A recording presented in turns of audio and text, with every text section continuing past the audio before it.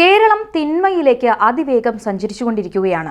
സമൂഹത്തിൽ ക്രിമിനൽ വൽക്കരണം വർദ്ധിച്ചു കഴിഞ്ഞു.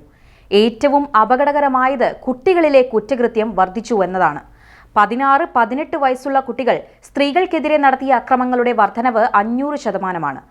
സമീപകാലത്ത് കുട്ടികൾ കൊലപാതകികളാകുന്ന കേസുകൾ പെരുകി വരികയാണ്. ഇതിന്റെ കാരണം അന്വേഷിക്കാൻ പോലും ആരും മുതിരുന്നില്ല. സ്കാൻഡിനേവിയൻ രാഷ്ട്രങ്ങളിൽ കുറ്റകൃത്യങ്ങൾ കുറഞ്ഞു വരുമ്പോൾ നമ്മുടെ രാജ്യത്തും സംസ്ഥാനത്തും കുറ്റകൃത്യങ്ങൾ വർദ്ധിച്ചു വരികയാണെന്നും ഡോക്ടർ രാധാകൃഷ്ണൻ KG വിശദമാക്കുന്നു. 2019 43,500 കുറ്റകൃത്യങ്ങൾ നടന്നതിൽ 28,830 16 വയസ്സിനും 18 വയസ്സിനും ഇടയിലുള്ള കുട്ടികളാണ്. ഇത് വലിയ തോതിൽ കൂടുതലാണ്. 143% വർധനവാണ് റേപ്പ് കേസുകളിൽ ഉണ്ടായത്. കൊലപാതകങ്ങളുടെ കണക്കിൽ 2002 മുതൽ 2012 വരെയുള്ള കണക്ക്, അവിടെ നിങ്ങളുടെ 24 വരെയുള്ള കണക്കുകൾ കൊടുത്തിട്ടുണ്ട്. 87% വർധനവ്. കുട്ടികൾ 16-18 വയസ്സുള്ള കുട്ടികൾ സ്ത്രീകൾക്കെതിരെ നടത്തിയ അക്രമങ്ങളുടെ വർധനവ് 500%. നമ്മളെ ആരെയും അത് വേവലാതിപ്പെടുത്തുന്നില്ല. നമ്മൾ പലരും ഇത് അറിയുന്നില്ല എന്നുള്ളതാണ് സ്ഥിതി. എന്നുവെച്ചാൽ 16-18 മൊത്തം കുറ്റകൃത്യങ്ങൾ 66% വർധനവുണ്ടായിട്ടുണ്ട്. 14-16 വയസ്സിന്റെ കുറ്റകൃത്യങ്ങൾ കണക്കെടുത്തപ്പോൾ 30% വർധനവുണ്ട്. 7-12 വയസ്സിൽ 2.5% വർധനവുണ്ട്. ഇത് കൂടി വരികയാണ് കുട്ടികൾ നടത്തുന്നത്. ഇപ്പം നിങ്ങൾ ഈ അടുത്ത കാലത്ത് ശ്രദ്ധിച്ച കാണും അല്ലേ? ഇവിടെ ന്യൂ ഇയറിനുണ്ടായ സംഭവം, 2 പേരെ കുത്തിക്കൊന്നത് റെയിൽവേ സ്റ്റേഷന്റെ ബാക്ക് സൈഡിൽ തൃശ്ശൂർ ടൗണിലെ ഒരു സ്കൂളിൽ 9ാം ക്ലാസ്സിൽ പഠിക്കുന്ന പയ്യനാണ് ഒരാളെ കുത്തിക്കൊന്നത്. സ്കൂളിന്റെ പേര് ഞാൻ പറയുന്നില്ല, എല്ലാവർക്കും അറിയാം. അതേ സമയത്ത് സ്കാൻഡിനേവിയൻ രാജ്യങ്ങളെ പോലെ ചില രാജ്യങ്ങൾ എടുത്തു നോക്കുക, ഇവിടെയൊക്കെ കുറ്റകൃത്യങ്ങൾ കുറയുകയാണ്. 1975 മുതൽ 2023 വരെ നെതർലൻഡിലെ കുറ്റകൃത്യങ്ങളുടെ കണക്കെടുത്ത് നോക്കിയപ്പോൾ ഞാൻ എന്തുകൊണ്ടാണ് സ്കാൻഡിനേവിയൻ രാജ്യങ്ങളെ പറഞ്ഞു വെച്ചാൽ ലോകത്തെ ഏറ്റവും കൂടുതൽ സന്തോഷത്തിൽ ജീവിക്കുന്ന രാജ്യങ്ങളാണ്. ഹാപ്പിനെസ് ഇൻഡെക്സ് ഏറ്റവും ഉയർന്ന രാജ്യങ്ങൾ ആണ് ഈ രാജ്യങ്ങൾ. ഒരു പ്രധാനപ്പെട്ട കാരണം എനിക്ക് തോന്നുന്നത് അവിടെ ഭരണാധികാരികൾ വന്നിട്ടുള്ള ആളുകളുടെ ഒരു ചരിത്രവും പശ്ചാത്തലമൊക്കെ പരിശോധിച്ചാൽ യുക്തിബോധമുള്ള ശാസ്ത്രബോധമുള്ള ആളുകൾ അല്ലേ, പഴയ ഫ്രഞ്ച് വിപ്ലവത്തിന്റെ തുടർച്ച എന്നുള്ള നിലയ്ക്ക് വന്നിട്ടുള്ള രാഷ്ട്രീയ പ്രസ്ഥാനങ്ങളും അതിന്റെ ഭാഗമായിട്ടുള്ള യുക്തിയും ശാസ്ത്രബോധമുള്ള ആളുകൾ ഭരണാധികാരികളാവുന്നതാണ്. പ്രസിഡന്റിനും ഭാര്യയ്ക്കും നടന്ന് സെക്കൻഡ് ഷോ കണ്ട് വീട്ടിൽ പോകാൻ പറ്റുന്ന വേറെ ഏത് രാജ്യങ്ങളുണ്ട്?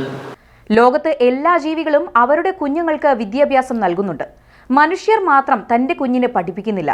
അത് വേറെ ആളുകളെ ഏൽപ്പിച്ചു. സ്കൂളിൽ ചേർത്ത് കഴിഞ്ഞാൽ കുട്ടികളുടെ മേലുള്ള ഉത്തരവാദിത്വം അവസാനിച്ചു എന്ന നിലയിലാണ് കേരളത്തിലെ മാതാപിതാക്കൾ പെരുമാറുന്നത്. ഇത് വലിയ അപകടമാണെന്നും കണക്കുകൾ നിരത്തി ഡോക്ടർ രാധാകൃഷ്ണൻ KG പറയുന്നു. ഒരു ജനിച്ചു വീഴുന്ന കുഞ്ഞിനെ അത് ജീവിക്കുന്ന സമൂഹത്തിന്റെ നിലവാരത്തിലേക്ക് ഉയർത്തുന്നതിന് സമൂഹം ബോധപൂർവം ചെയ്യുന്ന പ്രക്രിയയാണ് വിദ്യാഭ്യാസം എന്നാണ്. സമൂഹമാണ് ആ വിദ്യാഭ്യാസം നടത്തുന്നത്. അവിടെ നമ്മുടെ സമൂഹത്തിന്റെ ഇടപെടൽ കുറഞ്ഞു വരുന്നു എന്നുള്ളതാണ് പ്രശ്നം. കാരണം നമ്മൾ സ്കൂളിൽ കൊണ്ടുവന്നാക്കി കഴിഞ്ഞാൽ നമ്മുടെ ഉത്തരവാദിത്വം തീർന്നു എന്നുള്ള നിലവക്കിലാണ് കേരളത്തിലെ രക്ഷിതാക്കൾ മാറി വന്നിട്ടുള്ളത്.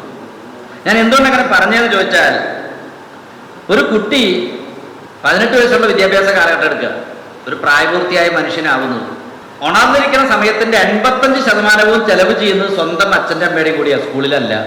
24 മണിക്കൂറിൽ 8 മണിക്കൂർ ഉറങ്ങാൻ കഴിച്ചാൽ ബാക്കി 16 മണിക്കൂർ സമയമുണ്ടല്ലോ.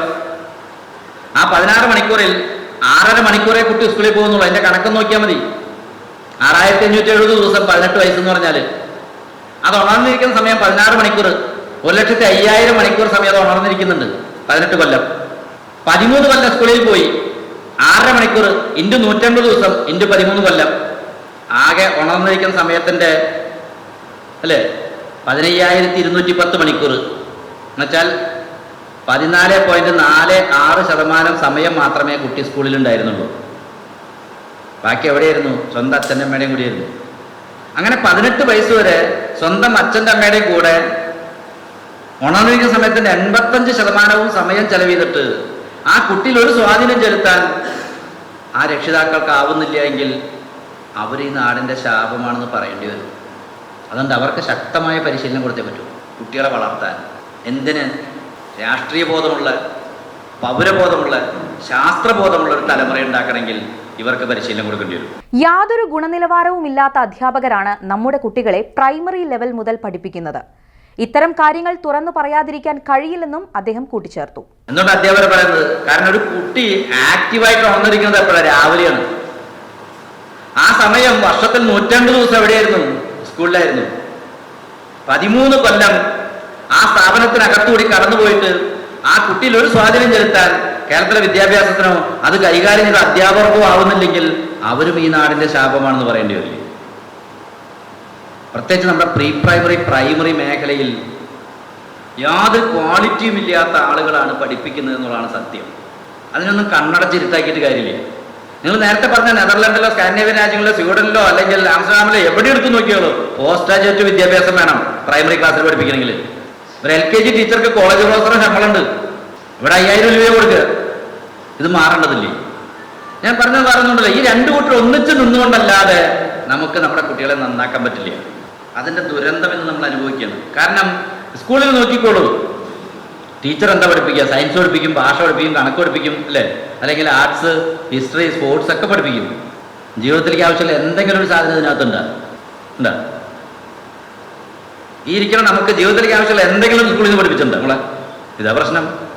അതുകൊണ്ട് അതേസമയത്ത് ഒരു കുട്ടിയെ നോക്കിക്കോളൂ, ഒരു സെൽഫ് വർത്ത്, ഒരു സെൽഫ് റെസ്പെക്ട്, ഒരു സെൽഫ് ഡിസിപ്ലിൻ, ഒരു വർക്ക് എത്തിക്സ്, മാനേഴ്സ്, മോട്ടിവേഷൻ, അല്ലെങ്കിൽ ഒരു ക്യാരക്ടർ ട്രേറ്റ്സ്, സ്നേഹം, ദയ, അല്ലേ? ഇങ്ങനെ ഒരു മനുഷ്യനായി മാറുക എന്ന് പറഞ്ഞ ജീവിതത്തിലേക്ക് ആവശ്യമുള്ള എന്തെങ്കിലും ഗുണം സ്കൂളിൽ നിന്ന് പഠിപ്പിക്കുന്നുണ്ട്. വീട്ടിൽ നിന്ന് പഠിപ്പിക്കണത് അത് ആര് പഠിപ്പിക്കണം? രക്ഷിതാക്കൾ പഠിപ്പിക്കണം. വന്യമൃഗങ്ങളെ പോലും മെരുക്കിയെടുക്കാൻ കഴിയുന്ന മനുഷ്യന് സ്വന്തം കുഞ്ഞിനെ വളരെ എളുപ്പം പൊതുസമൂഹത്തിന് അനുയോജ്യമാകും വിധം വളർത്തിയെടുക്കാൻ കഴിയും. സാഹചര്യമാണ് ഒരു വ്യക്തിയെ സൃഷ്ടിക്കുന്നതെന്നും വിദ്യാഭ്യാസ മേഖലയിൽ ഇടപെടൽ നടത്താതെ കുട്ടികളെ പുരോഗമന കാഴ്ചപ്പാടുകൾ ഉള്ളവരായി മാറ്റുവാൻ കഴിയില്ലെന്നും ഡോക്ടർ രാധാകൃഷ്ണൻ KG വ്യക്തമാക്കി. ഇത്തരം ജീവികളെ ഇതുപോലെ നമുക്ക് നമ്മുടെ പെറ്റുകളാക്കി മാറ്റാൻ പറ്റുന്ന, പരിശീലിപ്പിക്കാൻ പറ്റുന്നുണ്ടെങ്കിൽ നമ്മുടെ മക്കളെ ഇതിനേക്കാൾ നന്നായിട്ട് പരിശീലിപ്പിക്കാം. ഇത്രയ്ക്ക് കഷ്ടപ്പാടൊന്നുമില്ല ഒരു മനുഷ്യ കുഞ്ഞിനെ പരിശീലിപ്പിക്കാനായിട്ട്. നിങ്ങൾ എന്താഗ്രഹിക്കുന്നു അതുപോലെ ആയിത്തീരും എന്നുള്ള കാര്യത്തിൽ ആരും തർക്കമില്ല.